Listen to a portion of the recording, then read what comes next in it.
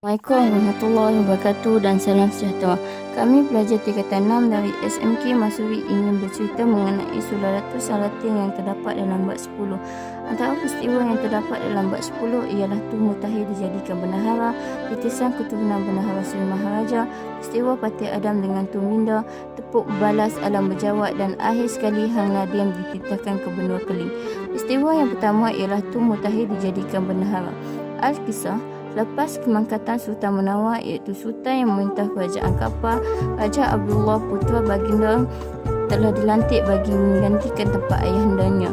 Semasa Raja Abdullah menghadap Sultan Mahmud Shah di Melaka, Sultan Mahmud Shah telah berkenan hati lalu mengahwinkan puteri Baginda dengan Raja Abdullah.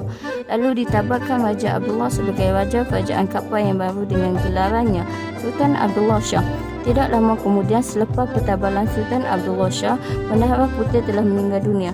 Hal ini telah menyebabkan Sultan Mahmud Shah membuat pemilihan bendahara yang baru bagi mencari pengganti bendahara putih. Tun Najah yang merupakan bonda Sultan Mahmud Shah telah mencadangkan nama Tun Mutahhir itu yang merupakan temenggong Sri Maharaja di Melaka dan juga adik kepada bendahara bagi menjadi pengganti bendahara putih. Cadangan itu disetujui oleh Sultan Mahmud Shah. Lalu Tun Mutahhir pun dijadikan sebagai bendahara Melaka yang baru dengan gelaran Bendahara Sri Maharaja. Bendahara Sri Maharaja terkenal dengan keadilan, kemurahan hati dan kemuliaan budi pekerti. Beliau juga sangat menghormati para pedagang dan juga sangat suka berhias diri dengan pakaian dan perhiasan yang cantik-cantik. Anak sulung Tun Mutahhir iaitu Tun Hasan telah dilantik menjadi temenggung bagi menggantikan ayahandanya. Tun Hasan juga seorang yang segap berpakaian sama seperti bapaknya. Yang seterusnya ialah titisan keturunan Bendahara Sri Maharaja. Bendahara Sri Maharaja Tun Mutahhir mempunyai beberapa anak. Selain Tun Hasan, anak-anak beliau termasuklah Tun Bijak Rupa yang digelar Sri Bentam dan Tun Lela Wangsa, juga digelar Tun Nila Wangsa. Kebanyakan keturunan Bendahara Sri Maharaja menjadi pembesar negara. Sebagai contoh, di samping Tun Hasan yang menjadi temenggung di Melaka, ada cucu cicit Bendahara Sri Maharaja yang menjadi pembesar di Aceh serta menjadi isteri Raja Indagiri. Misalnya, abang beliau, Tun Tahir yang bergelar Sri Naradiraja menjadi penghulu bendahari di Melaka. Beliau mempunyai 5 orang anak, 3 lelaki dan 2 perempuan. Tun Ali, Tun Hamzah, Tun Kudu, Tun Mahmud dan Tun Putih. Tun Kudu merupakan isteri Sultan Mahmud. Adik Bendahara Sri Maharaja yang bernama Tun Abdul iaitu Abdullah pula diberi gelaran Sri Narawangsa. Beliau banyak mempunyai anak, antaranya termasuklah Tun Hidak, Panjang dan Tun Minda. Tun Minda dijadikan anak angkat oleh Sri Naradiraja Tun Tahir.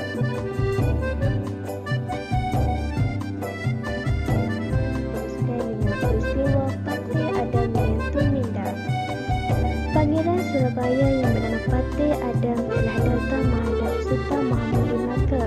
Pada satu hari, semasa Patih Adam duduk dengan Sri Naradiraja Tun Tahir, Tun Minda yang masih kecil berlari-lari di hadapan mereka. Sri Naradiraja bergurau dengan berkata bahawa anak perempuannya itu hendak bersuamikan Patih Adam. Apabila Tun Minda dewasa, Patih Adam datang semula ke Melaka untuk menuntut janji Sri Naradiraja yang mahu mengahwinkannya dengan Tun Minda. Sri Naradiraja menjelaskan kepada Patih Adam bahawa kata-kata yang dahulu hanyalah gurauan semata-mata. Hal ini telah menjengkelkan Patih Adam lalu beliau merancang hendak memperkosa Tun Minda. Bagi melaksanakan keinginannya itu, beliau telah merasuah pegawai Sri Naradiraja. Pada suatu malam, Patih Adam bersama 40 orang penyayi pilihannya telah mencuba masuk ke dalam rumah Tun Minda dan menangkap mereka di situ. Hal ini menimbulkan pergaduhan besar antara para pengikut Sri Naradiraja dan pengiring Patih Adam. Akhirnya, untuk menyelamatkan nyawa Tun Minda daripada dibunuh oleh Patih Adam, Sri Naradiraja bersetuju untuk mengahwinkan anak agama itu dengan Patih Adam. Tun Minda telah dibawa ke Surabaya oleh Patih Adam siapa sahaja mereka adalah suami isteri.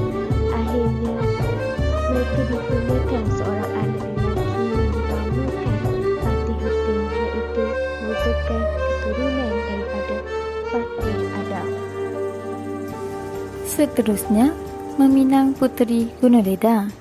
Setelah kemangkatan Permaisuri Melaka iaitu isteri Sultan Mahmud Shah dan Bonda Raja Aman, Sultan Mahmud Shah melahirkan hasrat untuk berkahwin lagi.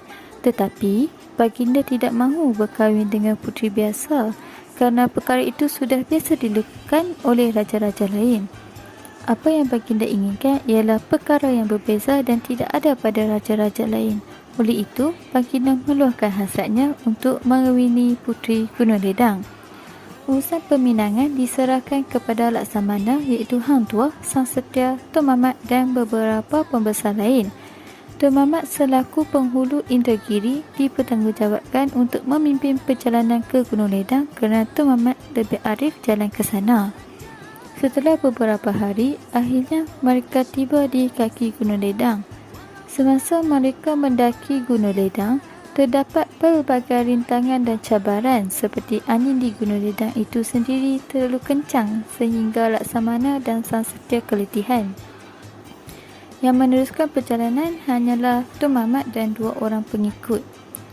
Setelah Tun Mamat dan 2 orang pengikutnya sampai di puncak Gunung Ledang, mereka melihat ada sebuah taman yang indah. Terdapat pelbagai jenis bunga dan buah-buahan di dalamnya.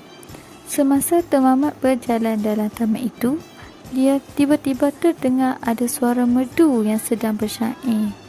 Dan ia merupakan suara seorang perempuan tua yang memperkenalkan dirinya sebagai Dang Raya Rani. Selepas Tun Mamat memberitahu tujuan kedatangannya, Dang Raya Rani menghilangkan diri. Kemudian muncul pula seorang perempuan tua yang berbongkok 3.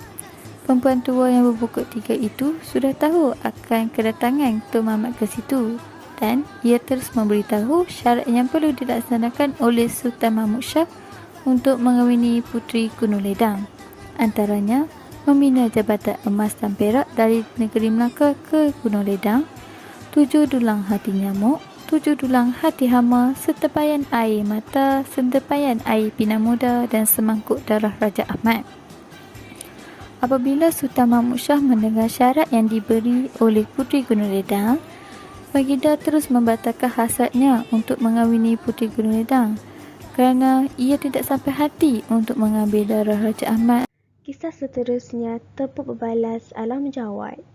Al-Kisah tersebutlah perkataan Sultan Narasingha iaitu Raja Indragiri yang dijadikan menantu kepada Sultan Mahmud Shah Melaka pada ketika itu.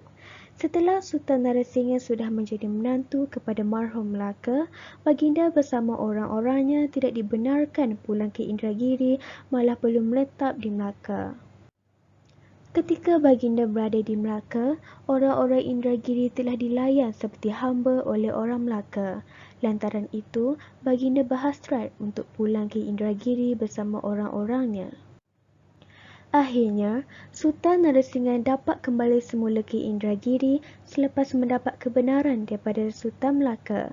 Setelah pulang ke Indragiri, baginda mendapati bahawa kerajaan negeri tersebut pada ketika itu telah diperintah oleh Maharaja Hisab yang merupakan anak kepada ayah saudara baginda iaitu Maharaja Tuban. Apabila baginda melihat keadaan sebegitu, lantas baginda merampas semula pemerintahan yang diambil oleh Maharaja Hisab.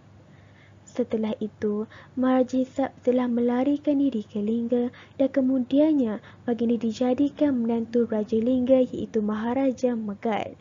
Setelah kemakatan Maharaja Megat, Maharaja Hisab telah menggantikan tempat mertuanya sebagai Raja Lingga.